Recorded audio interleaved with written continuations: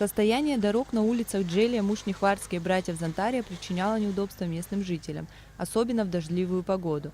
За помощью они обратились к депутату городского собрания от их округа. Откликнувшись на обращение жителей, депутат Саид Будба взялся отремонтировать дороги на 3 улицах. Наиболее востребован был ремонт участка перед детским садиком, проход к которому затруднялся во время дождей. Видите, здесь садик. Вот здесь, когда дождь идет, такой лужа, в садике люди приходят, здесь движение плохое. А вот дети не могут вывести. Вот за это мы все попросили, все, вот здесь, которые живущие, дальше тоже дорога такие плохие. Депутат наш выбранный. Вот такое дело нам сделал. И очень благодарен. Большая часть денег на ремонт асфальтобетонного покрытия выделена депутатам из личных средств.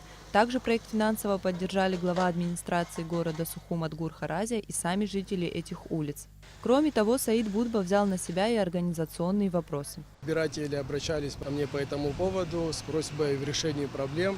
Это проблемы, связанные с дорогой. На улицах проводятся ямочные ремонты, а на некоторых улицах будут проводиться сплошные.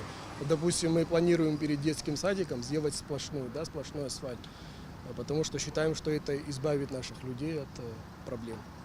Как признается местный житель Михаил Куштов, его радует инициатива молодых людей, которые готовы работать и своими силами улучшать условия жизни себе и другим. Своими силами ребята, активисты, вот такие молодые деньги скидываются, сами делают. Сегодня вот такие ребята нашлись, жертвуют свою какое-то сбережение и вкладывают в нашу дорогу. Это здорово.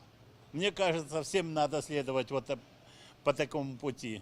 Работы по ямочному ремонту асфальтобетонного покрытия начались в среду с утра и будут завершены в течение дня.